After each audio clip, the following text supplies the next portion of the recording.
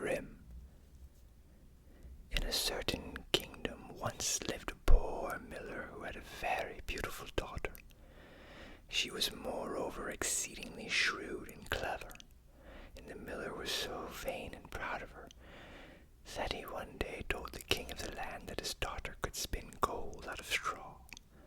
Now this king was very fond of money, and when he heard the miller's boast, his avarice was excited, and he ordered the girl to be brought before him. Then he led her to a chamber where there was a great quantity of straw, gave her a spinning wheel, and said, "All this must be spun into gold before morning, as you value your life." It was in vain that the poor maiden declared that could she do no such thing. The chamber was locked, and she remained alone. She sat down in one corner of the room and began to lament over her hard fate, when on a sudden the door opened and a droll-looking little man hobbled in and said, "Good morrow to you, my good lass. What are you weeping for?" "Alas," answered she, "I must spin the straw into gold, and I know not how." "What will you give me," said the little man, "to do it for you?" "My necklace," replied the maiden. He took her at her word, and sat himself down to the wheel. Round about it went merrily, and presently the work was done, and the gold all spun.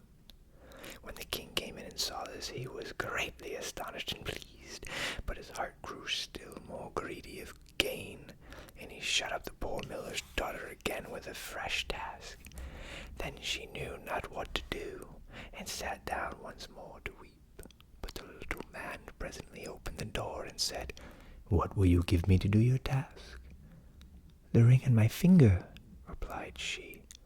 So he and her little friend took the ring, and began to work at the wheel till by the morning all was finished again.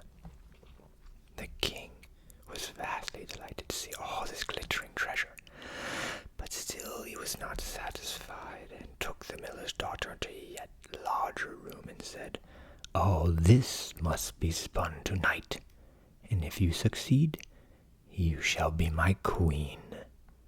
As soon as she was alone, the dwarf came in and said, "What will you give me to spin gold for you this third time?" "I have nothing left," said she. "Then promise me," said the little man, "your first little child when you are queen."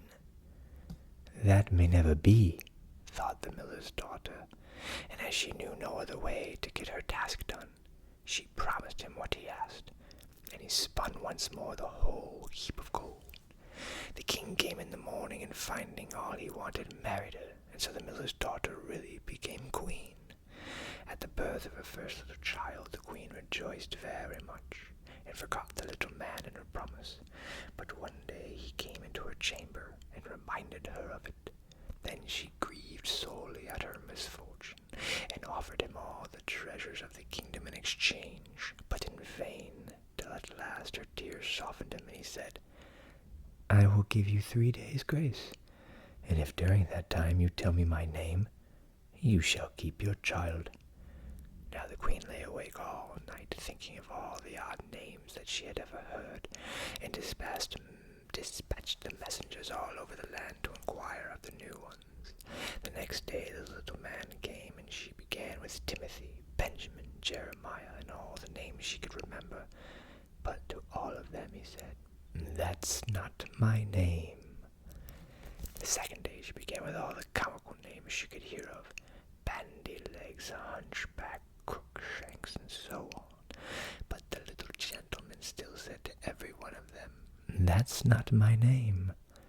The third day came back one of the messengers and said, "I can hear of no one other name, but yesterday as I was climbing a high hill among the trees of the forest, where the fox and the hare bid each other good night, I saw a little hut, and before the hut burnt a fire, and round about the fire danced a funny little man upon one leg, and sung, 'Merrily the feast I'll make, today I'll brew, tomorrow bake. Merrily I'll dance and sing, for next day will a stranger bring. Little does my lady dream, Rumpelstiltskin is my name.'" When the queen heard this, She jumped for joy, and as soon as her little visitor came, she said, "Now, lady, what is my name?" "Is it John?" asked she. "No." "Is it Tom?" "No."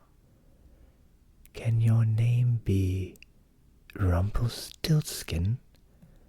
"Some witch told you that. Some witch told you that," cried the little man, and dashed his right foot in a rage so deep into the floor that he was forced to lay hold of it with both hands to pull it out. Then he made the best his way off, while everybody laughed at him for having had all his trouble